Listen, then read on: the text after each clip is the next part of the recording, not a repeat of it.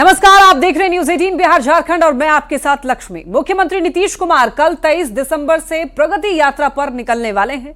पहले चरण की यात्रा में सीएम नीतीश जनता को बिहार की प्रगति के बारे में बताएंगे। एक ओर प्रगति यात्रा पर सबकी निगाहें टिकी हैं, तो दूसरी ओर सीएम की यात्रा पर खूब सियासत भी हो रही है। रिपोर्ट देखिए।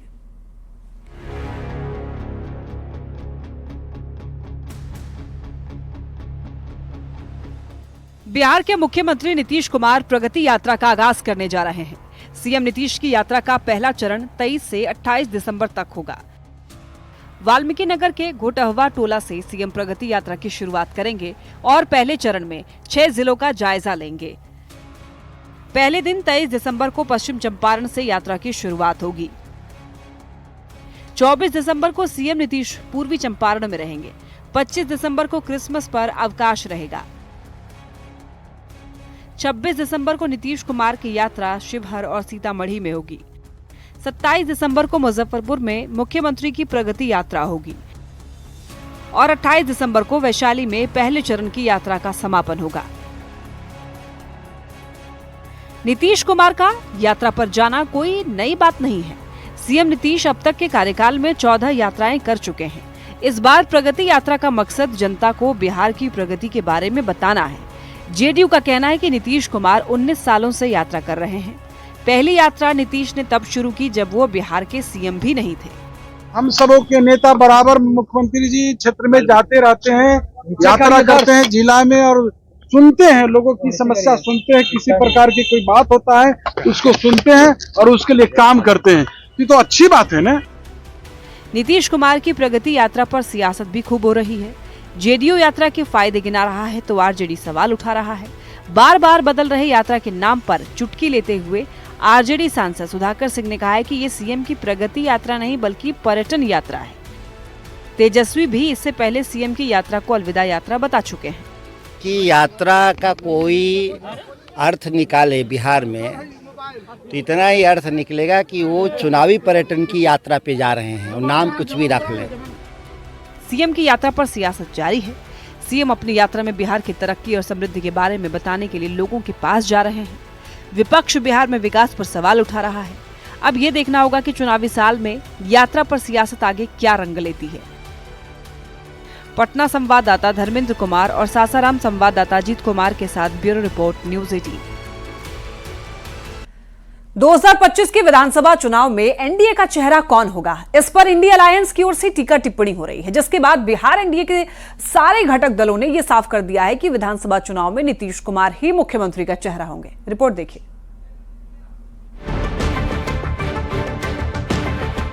2025 फिर से नीतीश, चाहे कुछ भी कर ले, चेहरा कोई भी रहे, 2025 में इंडिया गठबंधन की सरकार बनना तय है। नीतीश कुमार बिहार का चेहरा है। नीतीश जी का नेतृत्व भारतीय जनता पार्टी का केंद्रीय नेतृत्व स्वीकार करने के लिए तैयार नहीं है। बिहार के मुख्यमंत्री नीतीश कुमार ही एक बार फिर से पाटलिपुत्र के सम्राट बनेंगे। बीजेपी ने एक बार फिर से ये साफ कर दिया है। बिहार एनडीए के घटक दलों ने ये तय कर लिया है कि अगले साल होने वाले 2025 के विधानसभा चुनाव में एनडीए का चेहरा कौन होगा, इसे लेकर कोई किंतु परंतु या फिर भ्रम की स्थिति नहीं है। 2020 में भी यही हम लोगों ने किया था। नीतीश कुमार जी ही मुख्यमंत्री हुए और आगे भी रहेंगे। 2025 के विधानसभा चुनाव में अभी करीब 10 महीने का समय बाकी है, लेकिन एनडीए ने अभी से ही रणनीति बनानी शुरू कर दी है। बीजेपी सीएम नीतीश के साथ लगभग 3 दशक से चली आ रही दोस्ती और विश्वास का मिसाल दे रही है। इधर जेडीयू के कार्यकारी राष्ट्रीय अध्यक्ष संजय झा ने भी कहा है कि कहीं कोई इफ एंड बट नहीं है। नीतीश कुमार के नेतृत्व में ही एनडीए चुनाव लड़ेगा। कोई चर्चा नहीं, नीतीश कुमार जी के नेतृत्व में चुनाव होगा। हालांकि सीएम नीतीश के नाम पर विपक्ष की ओर से खूब टीका टिप्पणी हो रही है। मुख्यमंत्री का नाम बार बार दोहराए जाने पर भी सवाल खड़े हो रहे हैं। आरजेडी पूछ रहा है, सीएम नीतीश के नाम को रिपीट करने की नौबत क्यों आ रही है। एक हफ्ते से कहा जा रहा है अमित शाह के द्वारा कि हम चुनाव के बाद नेता तय करेंगे। उन नीतीश के दल के लोग कह रहे हैं कि अभी नेता तय हो जाए। तो देख रहे होंगे एक हफ्ते में 4 बार बयान बदले हैं एनडीए के। पटना में हुई एनडीए की बैठक और उसके बाद एनडीए के नेता साफ कर देना चाहते हैं कि विपक्ष लाख कोशिश कर ले, इस बार 2020 जैसा कंफ्यूजन नहीं होने वाला। टीम तैयार है, 2025 का इंतजार है। दिल्ली संवाददाता अमितेश सिंह के साथ bureau report, news 18। BJP mission 2025 की तैयारी में जुट गई है। हरियाणा के सूरजकुंड में बिहार बीजेपी कोर कमेटी की 2 दिवसीय बैठक चल रही है। इस बैठक में चुनाव को लेकर रणनीति को अंतिम रूप दिया जा रहा है।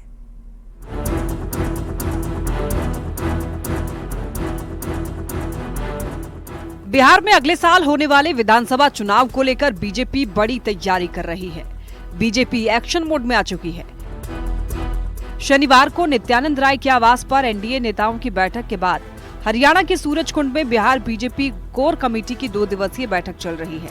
बैठक में बिहार बीजेपी कोर कमेटी के 31 सदस्य शामिल हैं, जो बिहार विधानसभा चुनाव की रणनीति बना रहे हैं। इस बैठक में विधानसभा चुनाव से पहले का एजेंडा तय हो रहा है।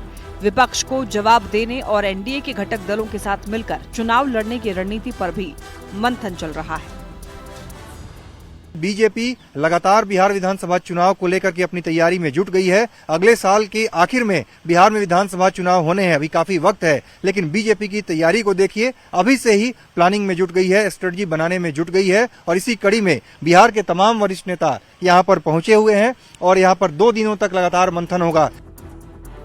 बिहार बीजेपी की कोर कमेटी की बैठक में कई अहम मुद्दों पर मंथन किया जा रहा है। बिहार विधानसभा चुनाव से पहले का एजेंडा तय हो सकता है। एनडीए में बेहतर कोऑर्डिनेशन की कोशिश होगी। घटक दलों के साथ मिलकर चुनाव लड़ने की रणनीति पर चर्चा हो रही है। मकर संक्रांति के बाद बूथ स्तर पर कार्यकर्ता सम्मेलन भी होगा। पार्टी के संगठन पर्व का समय और आप किसी प्रदेश में चले, हरियाणा का चुनाव हुआ, आप अभी जाएंगे हरियाणा, वहां भी इतनी ही बैठक हो रही। ये भारतीय जनता पार्टी में काम करने की संस्कृति है, पार्टी के संगठन का महत्व है। इस सबके सम्मान की बात होती। संगठन के जगह पर, स्थान पर कौन बैठेगा, कैसे व्यवस्थित की जाएगी, कैसे चलाना है, ये सारी चीजों पे चिंता की जाएगी। बीजेपी मिशन 2025 की तैयारी में पूरी तरीके से जुट गई है। बिहार बीजेपी की कोर कमेटी की बैठक में चुनाव से जुड़े हुए एक मुद्दे पर मंथन चल रहा है। बीजेपी की पूरी कोशिश है कि एनडीए के सभी घटक दलों के साथ बिहार में बेहतर समन्वय स्थापित किया जाए। इसी कड़ी में मकर संक्रांति के बाद में बूथ स्तर तक के कार्यकर्ताओं का सम्मेलन होने जा रहा है। बीजेपी के महामंथन में अगले साल होने वाले चुनाव को लेकर रणनीति को अंतिम रूप दिया जा रहा है। न्यूज 18 के लिए हरियाणा से सूरजकुंड से अमितेश सिंह की रिपोर्ट। जेडीयू ने आज पटना से कर्पूरी रथ और नारी शक्ति रथ को रवाना किया। जेडीयू राष्ट्रीय कार्यकारी अध्यक्ष संजय झा, प्रदेश अध्यक्ष उमेश कुशवाहा ने हरी झंडी दिखाकर रथ को रवाना किया। नीतीश कुमार की प्रगति यात्रा पर संजय झा ने कहा कि नीतीश कुमार पिछले 19 साल से यात्रा कर रहे हैं। पहली यात्रा तब शुरू की गई जब सीएम नहीं थे और तब यात्रा इसीलिए करनी पड़ी क्योंकि जो लोग संविधान लेकर घूम रहे हैं उन्होंने राष्ट्रपति शासन लगा दिया था। राष्ट्रपति शासन में नीतीश कुमार की सरकार नहीं बनने दी गई थी। सीएम नीतीश कुमार लोगों के बीच जाने का मकसद जमीन पर चल रहे काम को देखना है, फीडबैक लेना है। इस यात्रा का मकसद अगले 5 साल में बिहार में उद्योग धंधे स्थापित करना और रोजगार लाना है। नीतीश कुमार जो है लोगों के बीच में जाते रहे हैं, वो हमेशा बोलते हैं लोगों के बीच में जाते हैं तो नई रोशनी मिलती है, वहीं से ताकत मिलती है और अभी भी जा रहे हैं। ये कोई नई बात नहीं है। 4 डिग्री से 44 डिग्री तक में ठंडा से गर्मी में कितना यात्रा कर चुके। हर एक यात्रा का अपना कहानी है। कौन मुख्यमंत्री इतना यात्रा करता था? तो मुख्यमंत्री जी का है कि एक डेवलपमेंट तो हो गया, रोड, सड़क, बिजली का। अगला जो डेवलपमेंट है जिसमें उद्योग, इन्वेस्टमेंट, रोजगार, वो अब अगले 5 साल में बिहार में खड़ा करना है कि बाहर के लोग आके यहाँ काम करें। और नीतीश कुमार जी ये करके दिखाएंगे। इस यात्रा का एक उद्देश्य ये भी है। पहला यात्रा तो तब शुरू किए जब मुख्यमंत्री नहीं थे, यह यात्रा शुरू किए। यात्रा इसलिए करनी पड़ी कि जो लोग संविधान लेके घूम रहे हैं उन लोगों ने बिहार में राष्ट्रपति शासन लगा दिया था। जी लोगों के बीच में निकलते हैं, उनके निकलने का एक ही उद्देश्य है कि जो काम जमीन पे चल रहा है उसको देखना और क्या कर सकते हैं। और जब लोगों के बीच में जाते हैं, अपने आंख से देखते हैं, उसका बड़ा असर पड़ता है। बिहार में एक आईएएस अफसर का अजीबोगरीब कारनामा सामने आया है। आईएएस अफसर मिहिर कुमार सिंह ने पंचायत लाइब्रेरी की लिस्ट में अपने पिता की 36 किताबों को शामिल करा दिया। इसके बाद आईएएस अधिकारी मिहिर कुमार सिंह की आलोचना हो रही है। लिस्ट में शामिल पुस्तकों में मात्र एक लेखक रामधारी सिंह दिनकर की ही 47 रचनाएं आईएएस के पिता जगदीश प्रसाद सिंह की 36 रचनाओं से ज्यादा है। पंचायती राज विभाग के मंत्री ने इस पूरे मामले की समीक्षा करके नए सिरे से पुस्तकों की अनुशंसा करने की बात कही है। इस पूरे मामले पर और अधिक जानकारी दे रहे हैं न्यूज 18 संवाददाता संजय कुमार। बिहार में एक आईएएस अफसर का अजीबोगरीब कारनामा सामने आया है। ये आईएएस अफसर हैं मिहिर कुमार सिंह। मिहिर कुमार सिंह जब पंचायती राज विभाग में अपर मुख्य सचिव थे, तब इन्होंने सरकारी पुस्तकालयों में अपने पिता की 36 किताबों की सूची में शामिल करवा दिया। दरअसल बिहार के 80-153 पंचायतों के ग्राम पंचायत भवनों में पुस्तकालय का निर्माण किया जा रहा है, जिसमें किताबों के लिए पंचायती राज विभाग ने प्रसिद्ध लेखकों की रचनाओं के चयन के लिए कमेटी का गठन किया था। इस कमेटी ने 323 पुस्तकों का चयन किया, जिसमें पंचायती राज विभाग के अपर मुख्य सचिव रहे मिहिर कुमार सिंह के पिता की 36 किताबें शामिल कर ली गई। मिहिर कुमार सिंह 2022 से 25 अक्टूबर 2024 तक पंचायती राज विभाग के अपर मुख्य सचिव रहे हैं। अभी वे फिलहाल पथ निर्माण विभाग के अपर मुख्य सचिव के पद पर तैनात हैं। इस पूरे मामले में मिहिर कुमार सिंह ने अपनी तरफ से फिलहाल कोई प्रतिक्रिया नहीं दी है, लेकिन न्यूज 18 के पास पंचायती राज विभाग का वह पत्र है जिसमें तमाम तरह के निर्देश दिए गए हैं। कल्पना कुमारी भारतीय प्रशासनिक सेवा की अधिकारी हैं, अपर सचिव रही हैं, और सभी जिला पंचायती राज पदाधिकारी को इन्होंने निर्देश दिया था कि ग्राम पंचायतों में पंचायत ज्ञान केंद्र, पंचायत पुस्तकालयों की स्थापना के संबंध में, और इसमें उन्होंने तमाम जो पुस्तकें हैं उनकी सूची जो है वो पंचायती राज पदाधिकारी जो जिले में तैनात हैं उनको भेजा था उन्होंने। और इसमें डॉक्टर जगदीश प्रसाद सिंह की कई जो पुस्तकें हैं उनकी चर्चा की गई है, जैसे राग मलार, नट नारायण, भागीरथी, मृग तृष्णा, अमावस की रात, इंद्रधनुष, रहमान नामा, विजय पर्व, स्वप्न 10, गोधूली, अनुसूया, चक्रव्यूह, कुललक्ष्मी, विसंगति, गंगा स्नान, नीला पजामा, दिव्य ज्ञान, 14वीं का चांद, आस्था, शंखनाद, सागर तट के सीपखंड। तो ये जो तमाम पुस्तकें हैं ये डॉक्टर जगदीश प्रसाद सिंह की पुस्तकें हैं। और इस पूरे लिस्ट को अगर आप ध्यान से देखेंगे तो केवल एक ऐसे लेखक हैं जिनके पुस्तकों की संख्या डॉक्टर जगदीश प्रसाद सिंह के पुस्तकों की संख्या से ज्यादा है। तो ऐसे में सवाल खड़ा होना लाजमी है। इस पूरे मामले में भले ही मिहिर कुमार सिंह ने कोई प्रतिक्रिया न दी हो अब तक, लेकिन विभाग के जो मंत्री हैं उन्होंने कहा कि इस पूरे मामले की समीक्षा कराई जाएगी और जो मौजूदा पुस्तकों की सूची है उसको रद्द किया जाएगा और नए सिरे से पुस्तकों की सूची बनाई जाएगी। लेकिन फिलहाल इस पूरे मामले ने कई सवाल खड़े कर दिए हैं। कैमरा पर्सन अमित कुमार के साथ संजय कुमार, न्यूज 18 पटना। पटना और आसपास के जिलों की सूरत बदलने के लिए रिंग रोड का निर्माण तेजी से जारी है। देखिए, रिंग रोड के निर्माण के लिए लगातार अतिक्रमण हटाया जा रहा है। रिंग रोड और गंगा पुल के निर्माण से बिहार के दियारा क्षेत्र में विकास की गति तेज होगी। हालांकि लोग मुआवजे को लेकर के सवाल उठा रहे हैं।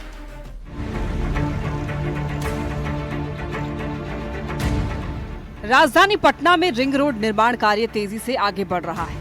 आप तस्वीरों में देख सकते हैं कि रिंग रोड के निर्माण के लिए शेरपुर और खासपुर इलाके में मकानों को तोड़ा जा रहा है। 80 मकान में से 70 मकान को जिला प्रशासन ने तोड़कर हटा दिया है। रिंग रोड के लिए अतिक्रमण हटाने का 90% काम पूरा हो चुका है। सारण और वैशाली में भी रिंग रोड के लिए अतिक्रमण हटाने की प्लानिंग चल रही है। दिघवारा में 50 से ज्यादा मकानों को हटाने का प्लान है। हालांकि लोग मुआवजे को लेकर सवाल उठा रहे हैं। हम मौजूद है शेरपुर में और शेरपुर से ही रिंग रोड निकल रहा है। आप देख सकते हैं ये जो मकानें टूटी हुई है ये रिंग रोड की वजह से ही जो है टूटा है। और रिंग रोड 3 जिलों को लेकर के बना रही है और रिंग पटना के साथ साथ सारण, वैशाली को भी जो है कवर किया जा रहा है। और यहीं से जो गंगा पर पुल निकलेगा और दियारा के लोगों को भी इससे फायदा पहुंचेगा। किस वजह से टूट रहा है? मकान हमारा रोड में चला गया है, 18 फीट बिना नोटिस के टूट रहा है।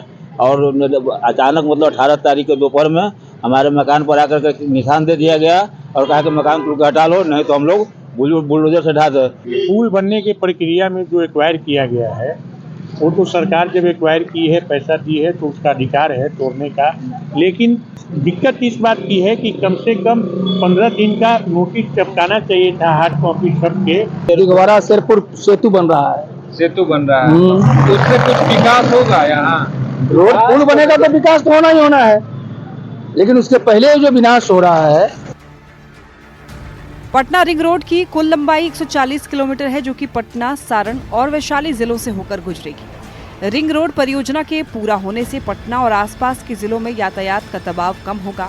इससे न केवल लोगों को यात्रा में सहूलियत मिलेगी, बल्कि दियारा क्षेत्रों के विकास की संभावनाएं भी बढ़ेगी। शेरपुर से ही रिंग रोड निकल रहा है, जो पटना के विकास के लिए नीतीश कुमार ने बनाने का निर्णय लिया है और भारत सरकार ने बनाने का निर्णय लिया है। ऐसे में पटना, सारण और वैशाली जिले को जोड़ा जा रहा है और वो यहीं से जो दियारा को है वो भी जोड़ा जा रहा है। क्या कहेंगे, ये किस तरह का है रिंग रोड और क्या फायदा होगा इससे? ये दिघवारा से शेरपुर होते हुए कन्हौली जाएगी, जिससे नॉर्थ बिहार और साउथ बिहार की दूरी कम हो जाएगी और आवागमन जो है सो सुविधा हो जाएगी। ये 6 लेन का ब्रिज और रोड बनने से इस इलाके का काफी विकास होगा। है तो विकास का ही कर, ये तो मुख्यमंत्री का भी प्रोजेक्ट है, NHI का, गडकरी जी का, सबका है। ये 6 लेन जो पुल बन रही है, हम लोग का भी तो इसमें घर का आगे का बाउंड्री वाल जमीन सब जा रहा है। लेकिन हाँ, तो मुआवजा जो है ना, मुआवजा तत्काल सभी को नहीं मिल पाया, जैसे हमको भी नहीं मिला। करीब 40 मकान डैमेज हुए हैं और कुछ का बाउंड्री वाल टूटा है। क्योंकि हम लोग सरकार में भी हैं, भाजपा से हैं, तो विकास तो चाहेंगे। दिक्कत कहाँ हो रही है कि मुआवजा कम मिल रहा है। हाँ, विकास से तो खुद सही है, मकान जो टूट रहा है तो पहले ही से लोग को नोटिस भी दे दिया गया, आप थोड़े नया ही पुल बन रहा है। बहुत लोग बोल रहे हैं नोटिस नहीं दिया गया, तुरंत आकर के तोड़ दिया गया। नहीं सर, सबको जो नोटिस मिल चुका है, नापी हो गया, भले लोग को कुछ पैसा नहीं मिला है। रिंग रोड और गंगा पुल के निर्माण से बिहार के दियारा क्षेत्र में रहने वाले लोगों को विशेष रूप से लाभ मिलेगा। बाढ़ के दिनों में सुरक्षित और तेज आवागमन के लिए ये परियोजना एक बड़ा बदलाव साबित होगी। शेरपुर से दिघवारा के बीच में एक 6 लेन गंगा पुल का निर्माण भी तेजी से चल रहा है। ये पुल उत्तर बिहार और दक्षिण बिहार के बीच आवागमन को सुगम बनाएगा। न्यूज़ 18 के लिए दानापुर से अमरजीत शर्मा की रिपोर्ट। पाटलिपुत्र विश्वविद्यालय में गड़बड़ी और भ्रष्टाचार के विरोध में छात्र पिछले 9 दिनों से अनशन पर बैठे हैं और कॉलेज से लेकर के विश्वविद्यालय प्रशासन पर बड़ा आरोप लगा रहे हैं। आरोप है कि विश्वविद्यालय की वीसी ने कई कॉलेजों में जूनियर को प्रभारी प्राचार्य बना दिया है और सीनियर को दरकिनार रखा गया है। अनशन का जायजा लिया न्यूज़ 18 संवाददाता रजनीश कुमार ने। भ्रष्टाचार के खिलाफ पाटलिपुत्र विश्वविद्यालय के छात्र पिछले 9 दिनों से अनशन में बैठे हुए हैं। बीडी कॉलेज के बाहर अनशन में बैठे हुए छात्र हैं और ये देखिए तमाम जो इनके साथी हैं वो धरना दे रहे हैं। आरोप ये है कि पाटलिपुत्र विश्वविद्यालय में कई मामले जो हैं उजागर हुए हैं और भ्रष्टाचार का भी मामला सामने आया है। बावजूद कुलपति जो हैं अब तक कोई कार्रवाई नहीं किए हैं। इसके साथ साथ जो बीडी कॉलेज है इसमें गलत तरीके से प्रभारी प्राचार्य बनाए गए हैं और इसको लेकर भी कुलपति अब तक खामोश बैठे हुए हैं। राजभवन से लेकर शिक्षा विभाग और विश्वविद्यालय से ये लोग लगातार शिकायत किए हैं, अब तक किसी प्रकार की कार्रवाई नहीं हुई है। और जो छात्र अनशन पर हैं नीरज कुमार झा, इनकी हालत लगातार बिगड़ती जा रही है कि अनशन जारी है। जरा बातचीत करेंगे कि आखिर कितने प्रकार के आरोप हैं, आखिर विश्वविद्यालय कर क्या रहा। विश्वविद्यालय इन सब आरोपों पर मौन है। कुम्हरार के विधायक ने सदन में सवाल उठाया था और साबित हुआ था कि कुलपति के द्वारा बहुत सारे ऐसे कॉलेज हैं जिसमें गलत प्रभारी प्राचार्यों की नियुक्ति की गई है। जो नियुक्त हुए हैं प्रभारी प्राचार्य वो खुलेआम लूट मचाए हुए हैं। इस संख्या में यहाँ पर आप लोग जुटे हुए हैं, कितने दिनों से अनशन है और कब तक अनशन रहेगा? देखिए, हमारे जो भैया हैं नीरज कुमार झा, ये 9 दिनों से अनशन पे इसलिए हैं क्योंकि यहाँ पे बहुत सालों से, ये आज की बात नहीं है, ये 2 सालों से पाटलिपुत्र विश्वविद्यालय में गड़बड़ी चल रही है। वो फॉर्म को लेकर हो या कोई भी सीट पे हो कि बच्चा नामांकन भर चुका है, रसीद कटने के बावजूद भी बच्चे जब भी जाते हैं रजिस्ट्रेशन करवाने, उनकी रजिस्ट्रेशन नहीं हो पाती है और उनको कभी भी कोई भी इंसान आवाज उठाता है तो उनको बस एक ही चीज का आरोपण और उनका आरोपदार करने के लिए FIR का नाम दिया जाता है। ये VC की लापरवाही है। VC महोदय ऐसा करना चाह रहे हैं तो कर रहे हैं। बहुत लोग का आरोप है, बहुत लोगों से सुनने में आ रहा है, कॉलेज के स्टाफ लोग से ही पता चल रहा है कि पैसा ले लेकर जिनको कोई जानकारी नहीं, कोई योग्यता नहीं है, उनको प्रिंसिपल बना दिया जा रहा है। सीनियर लोग यहाँ बैठे हैं, जूनियर लोग को यहाँ प्रिंसिपल बना दिया जा रहा है। बिल्कुल आरोप बड़े हैं और कहीं ना कहीं मामला गंभीर है, क्योंकि पाटलिपुत्र विश्वविद्यालय के वीसी जो हैं उनके खिलाफ ये लोग हल्ला बोल रहे हैं। आरोप ये है कि जो जूनियर हैं उन्हें प्रभारी प्राचार्य बना दिया गया है और एक कॉलेज नहीं बल्कि 4 से 5 कॉलेज में ऐसा आरोप लग रहा है, चाहे वो बीडी कॉलेज हो या अन्य कॉलेज हो। और दूसरी तरफ जो बीडी कॉलेज है उसमें लगभग 100 छात्र हैं जिनका नामांकन लेने के लिए फॉर्म भरा गया, रसीद काट दिए गए, लेकिन अब तक उनका नामांकन नहीं हुआ है। ऐसे में छात्र नेता हो या कॉलेज के छात्र हो, अब अनशन करके धरना देकर लगातार प्रोटेस्ट करते नजर आ रहे हैं और वीसी के खिलाफ हल्ला बोल रहे हैं। कैमरामैन सुबोध के साथ रजनीश कुमार, न्यूज़ 18 पटना।